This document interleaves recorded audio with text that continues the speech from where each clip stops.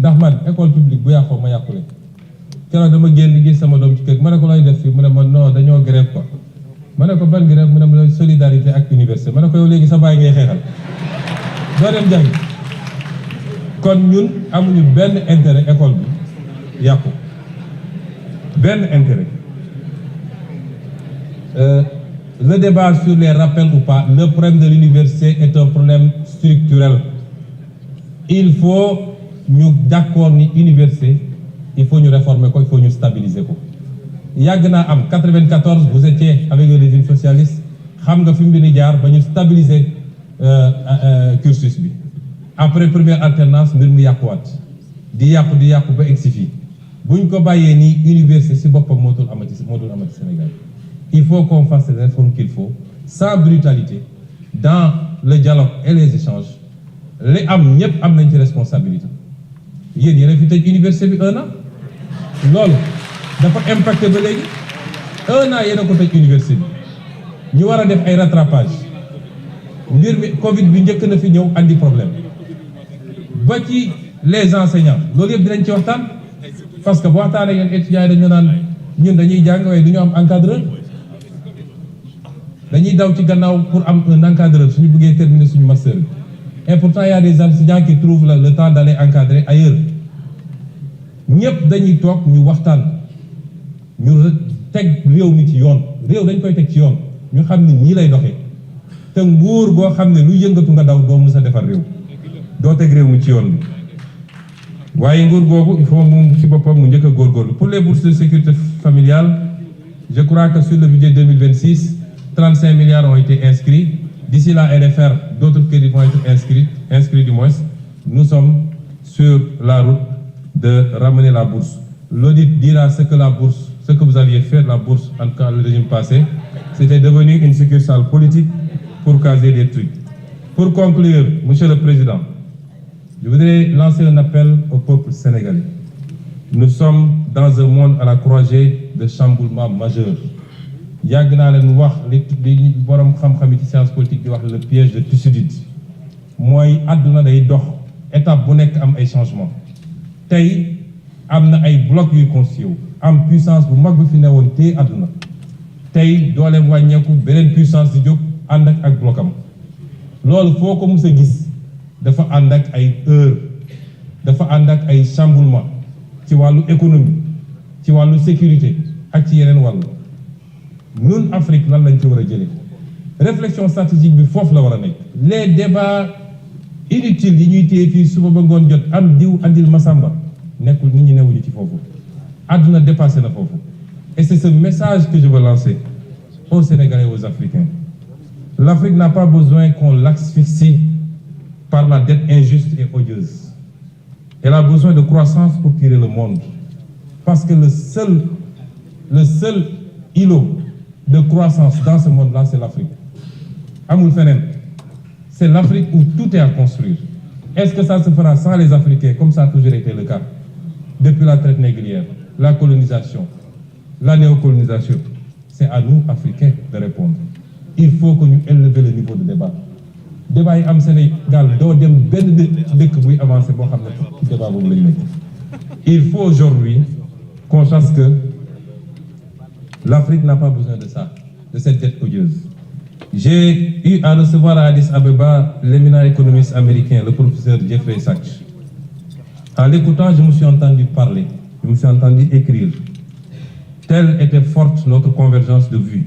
Et voilà ce qu'il disait en substance, et il me permettra de le citer. Ce qui intéresse le FMI, ce n'est pas votre développement. Ce qui intéresse le FMI, c'est que vous restiez pauvre et sage.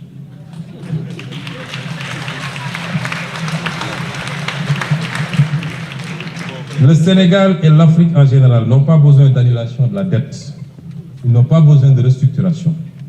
Ils ont besoin de marge de manœuvre.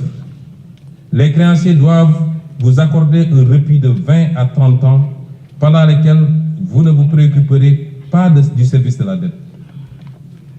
Vous n'avez pas besoin d'austérité, mais de croissance.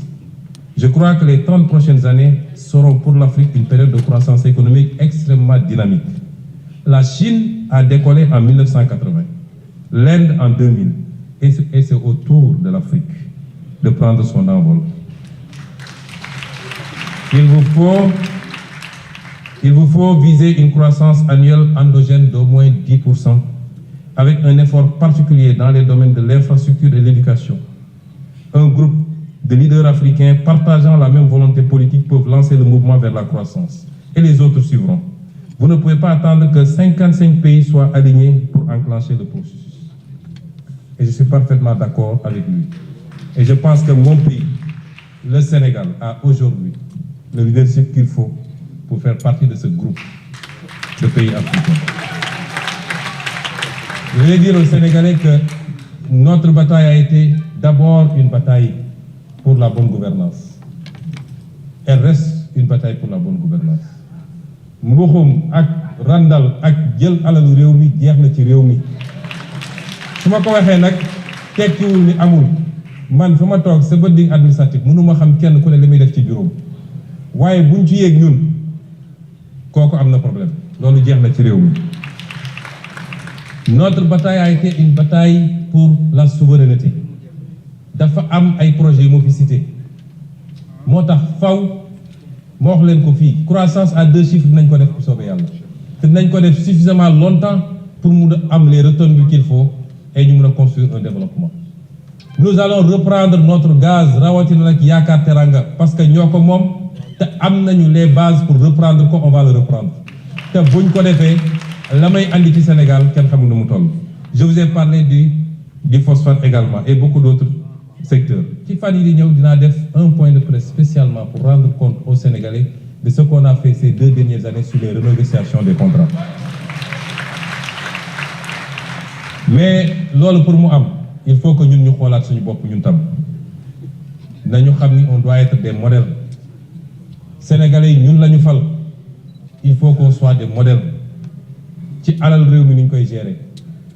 ci les pratiques du passé yoo xam ne tax na Sénégalais yi suuroon politique kenn ci ñun faluñu sa famille faluñu sa soxna faluñu say rakk ak say mbokk l'affairisme d'État nañ ko moytu soyons exemplaires dans la gestion des affaires publiques nañu jublu ci liggéey te bàyyi.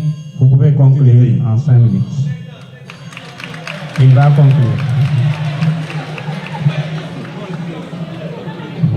dañu jublu ci liggéey te bàyyi futilité yi parce que liggéey mooy permettre ñu éviter yenn yi nañu waxante dëgg yu bëri ñuy wax fii ñi ngi wax ci affaire ñaari tur yi ñi ngi wax ci xawma Simon lañ ko tuddee maître Bamba si sa xam na ci dara wax nañu ci yu bëri yu am sax ci comportement ci réseaux sociaux ak feneen li ko andi mooy bëgg facilité.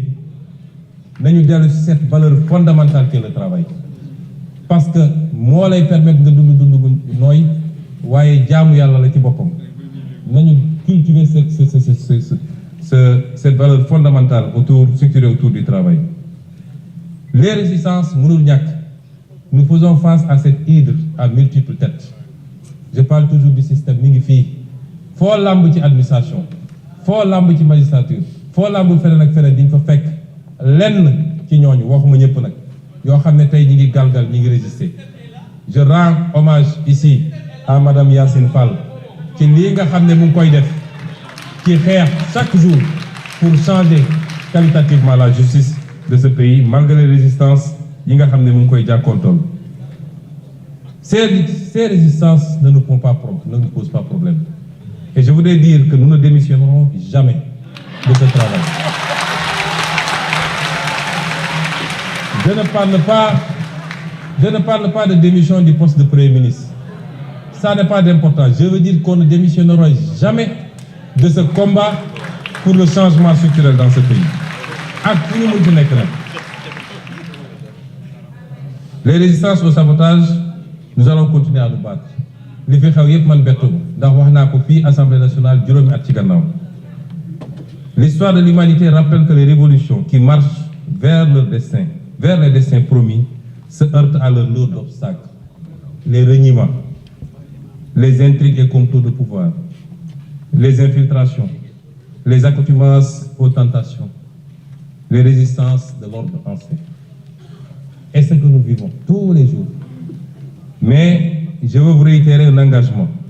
Cet engagement, c'est que cette fois-ci sera la bonne. Cette fois-ci sera le bon départ pour le Sénégal. Avec votre concours à tous, le réveil et l'alignement aux exigences nouvelles de toutes les forces combattantes qui nous ont fait triompher. Chers compatriotes, je n'ai jamais aimé les flagorneries et autres cultes de personnes. J'ai toujours ignoré les expressions telles que Sonko est le gardien de la Révolution.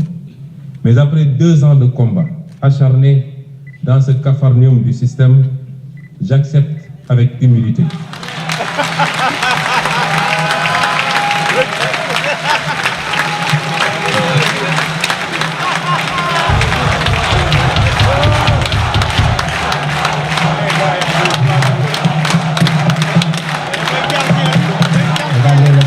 Vous êtes en train de lui grignoter des minutes. Hein?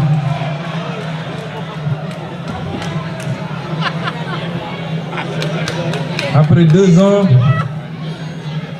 ans de combat acharné dans ce capharnaüm systémique, j'accepte avec humilité. Oui, je suis le gardien de cette révolution.